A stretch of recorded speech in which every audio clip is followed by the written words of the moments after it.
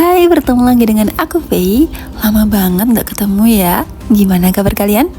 Kali ini aku gak bahas tentang kasus kriminal-kriminal gitu. Tapi kali ini aku mau bacain cerita kiriman dari temen kita yang udah ngirim lewat email. Terima kasih untuk Kak Yuni yang udah ngirim cerita ini buat aku bawain di channel aku. Untuk teman-teman yang mau kirim cerita, kisah kalian entah yang horor atau berbagai cerita lainnya, boleh ya, langsung aja kirim ke email yang ada di deskripsi. Gak usah berlama-lama lagi, langsung aja. Tahu nggak?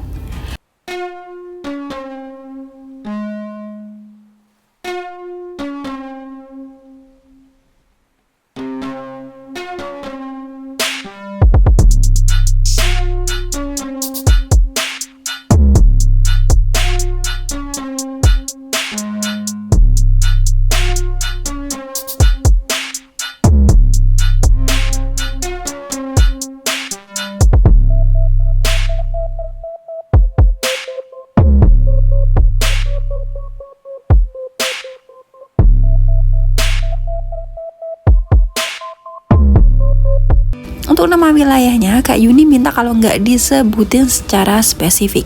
Jadi ini tuh cerita dari salah satu kota yang ada di wilayah Jawa Timur lah ya. By the way, Kak Yuni ini tuh udah berkeluarga ya, dan sekarang udah punya 3 anak. Ini cerita yang dialami sekitar 2 atau 3 tahun yang lalu sebelum anak ketiga lahir. Kak Yuni dan suami ini kan punya usaha produksi tempe ya. Merintis usaha pembuatan tempe tuh dari nol. Dari belajar membuat sendiri, packing, dan menjual ke pedagang-pedagang. Kak Yuni mulai usaha sekitar tahun 2015. Awal-awal merintis usaha pasti ada jatuh bangunnya kan ya. Usaha mulai stabil sekitar tahun 2018. Udah mulai berkembang dan banyak peminatnya. Alhamdulillahnya katanya tuh udah bisa buat beli kendaraan dan hidup juga udah stabil lah ya. Tapi yang namanya orang iri tuh kenapa selalu ada ya? Iri bukannya berusaha buat lebih baik, malah berusaha jatuhin orang lain. Kak Yuni mulai ngerasa ada yang aneh tuh saat hamil anak ketiga. Sekitar 2-3 tahun yang lalu tuh sekitar berapa ya? 2022 ya, sekitar itulah 2022 2023 sekitar itu. Tempe yang baru di packing dan mau dijual besok paginya tuh malah busuk semua. Ya busuknya tahu kan ya, tempe busuk tuh gimana? Ya baunya tuh udah nggak sedap, tempenya juga udah berubah warna gitu loh. Kak Yuni mikir nih, mungkin ini gara-gara dalam proses produksi tuh ada hal yang membuat tempenya jadi kayak gitu. Entah nggak sengaja kena minyak atau garam, katanya Kak Yuni sih gitu ya. Nggak jadi jualan dong ya hari itu, mau tempenya udah busuk kok. Ya udah, kata Kak Yuni tuh buat lagi untuk penjualan besoknya. Diperhatikan tuh betul-betul saat proses produksi biar nggak ada masalah kayak kemarin lagi. Udah hati-hati, semua dibersihkan dan di packing, ditata, nggak ada apa-apa, semua berjalan dengan lancar dan tempenya juga bagus. Besok paginya saat suaminya Kak Yuni mau jualan, lah kok tempenya busuk lagi. Kejadian ini tuh nggak sekali 2 kali, tapi udah 3 kali berturut-turut. Dan pernah juga loh, katanya tuh di rumah tuh tempenya baik-baik aja, bagus-bagus aja. Tetapi sampai di toko agak siangan gitu, itu tuh pedagang yang tokonya yang dimasukin tempenya itu pada komplain gitu loh. Katanya kok sudah busuk, padahal kan tempenya tuh baru pagi tadi gitu loh, siang kok udah busuk banget, kayak nggak wajar gitu loh busuknya. Soalnya kejadian kayak gini tuh nggak pernah Kak Yuni alami sebelumnya. Akhirnya daripada lama-lama rugi terus, Kak Yuni dan suami pun memutuskan untuk libur dulu, nenangin pikiran lah ya, sambil evaluasi apa sih yang salah sama tempenya ini. Malamnya suami Kak Yuni kan pergi ke warung buat ngopi sambil kumpul sama teman-temannya.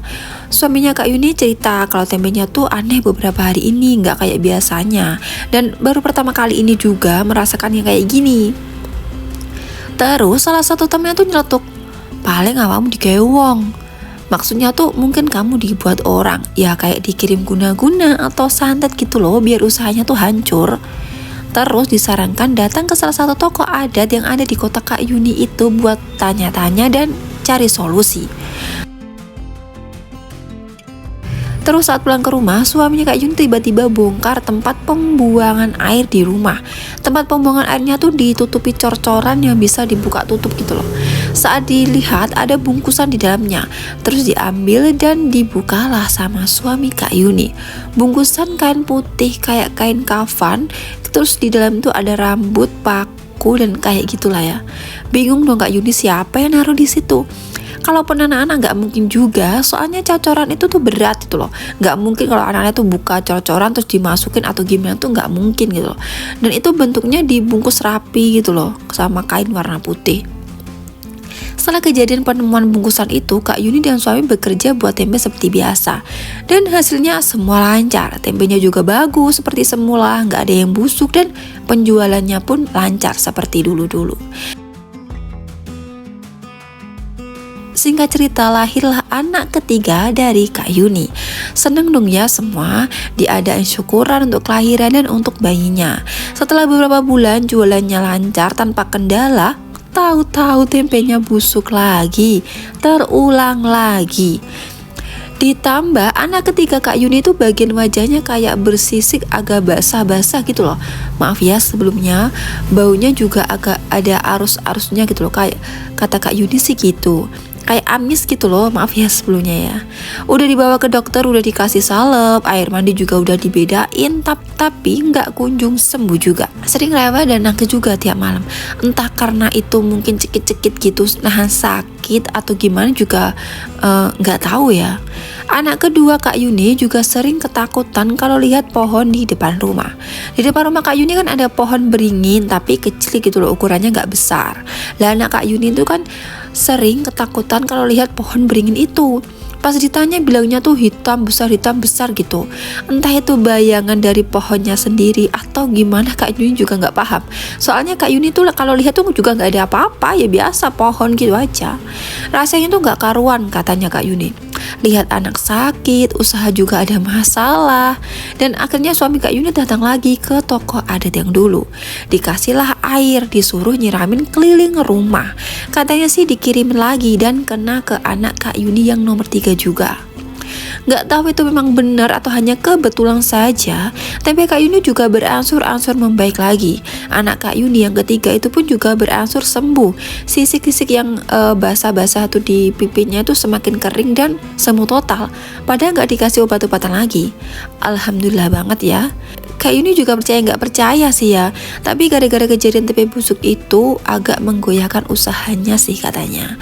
Yang biasanya sehari bisa setengah kintal dele untuk pembuatan tempe, jadi ini tuh sekarang turun jadi 30 kiloan sehari. Kak Yuni sih berharap semua nggak ada kejadian kayak gitu lagi dan usahanya semakin meningkat juga. Kak Yuni juga berpesan untuk tetap ingat kepada Allah dan selalu minta perlindungannya.